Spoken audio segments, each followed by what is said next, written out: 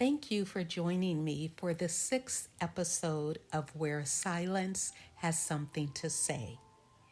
And if this is your first time here, I'm especially glad you're listening. These audio journals come from a quiet space I return to often, a Sabbath place where the unfolding presence of Shalom speaks.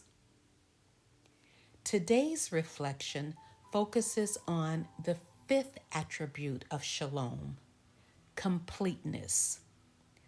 We'll go a little deeper today because this attribute holds much within it.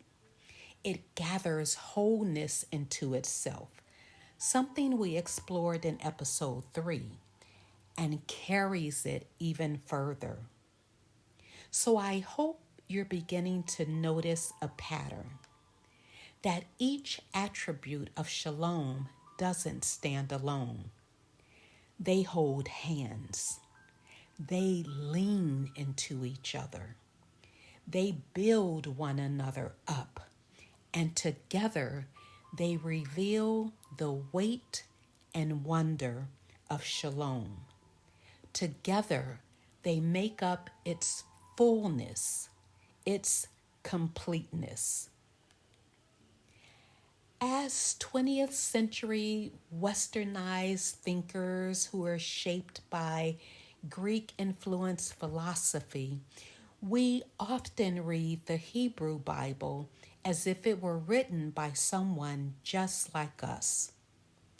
But in order to understand the ancient Hebrew culture and mindset in which the Tanakh, better known as the Old Testament, was written, we must cross the bridge from Greek logic to Hebrew imagination. We must learn to see with different eyes and hear with different ears. As we learned in our 3rd episode, Tamiym is a Hebrew word that means truth, integrity, completeness, soundness, and blamelessness. But as we dive further, we find it also means entire, perfect, finished, and complete. Complete. It's the way the world was when Elohim finished his work on the 7th day, Sabbath. In that sense, Sabbath is not just rest. It is the anchor of creation. It's what holds everything together, and it's the way we have been made complete and anchored in Him.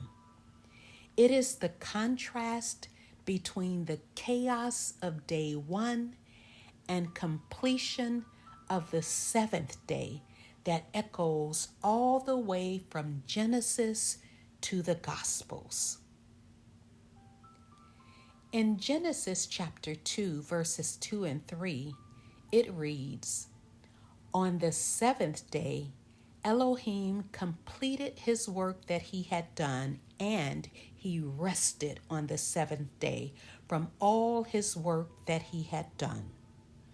Verse 3 continues, "And Elohim blessed the 7th day, and he sanctified it, because he rested from all his work of creating that there was to do."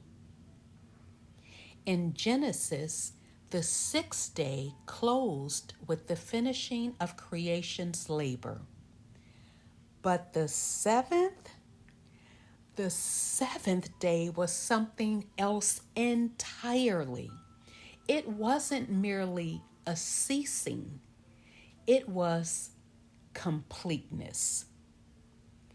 The 7th day, Sabbath, wasn't what happened when everything was done.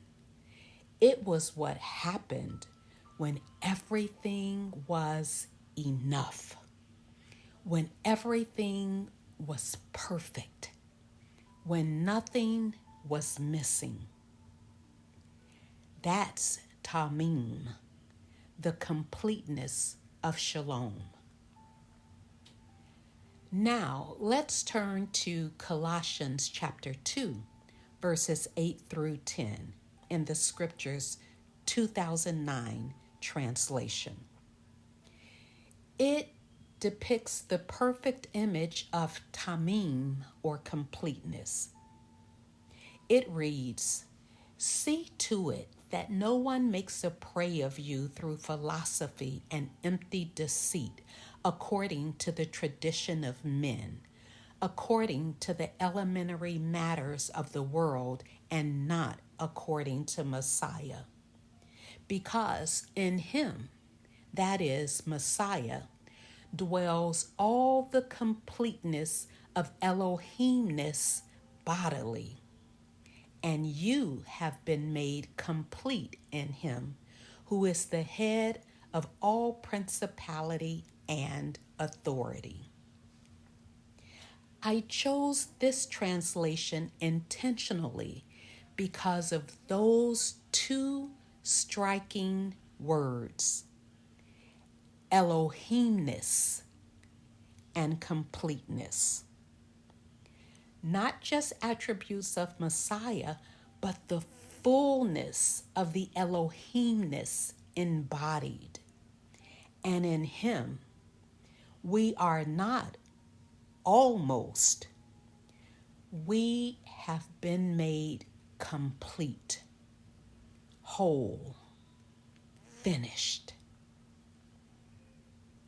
Let's explore another scripture. Genesis chapter 1 and verse 1 reads, "In the beginning, the earth was void and without form. Darkness covered the deep." There was chaos before there was order, emptiness before there was presence.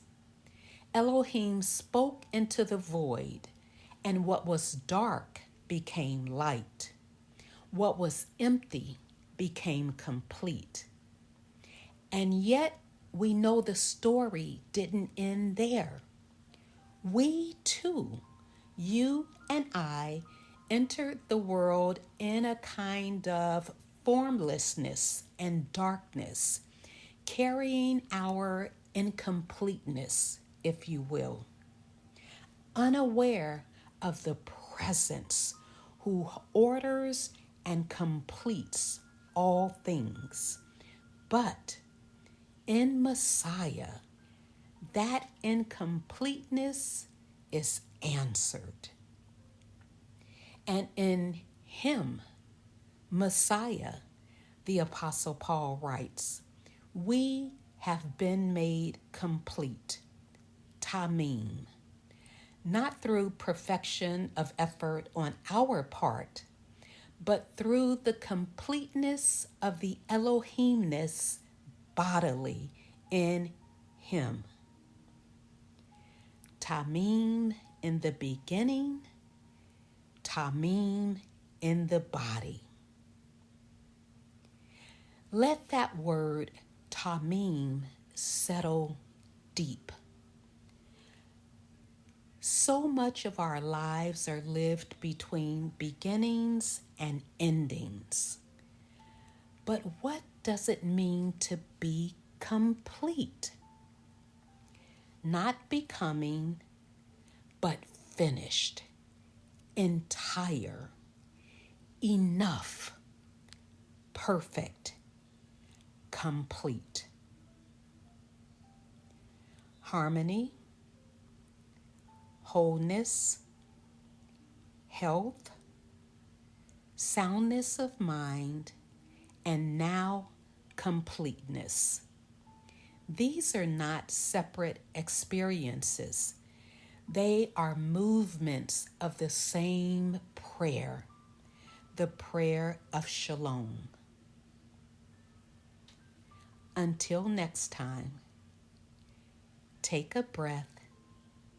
Let his enoughness perfect you, and there you'll discover completeness, where silence has something to say.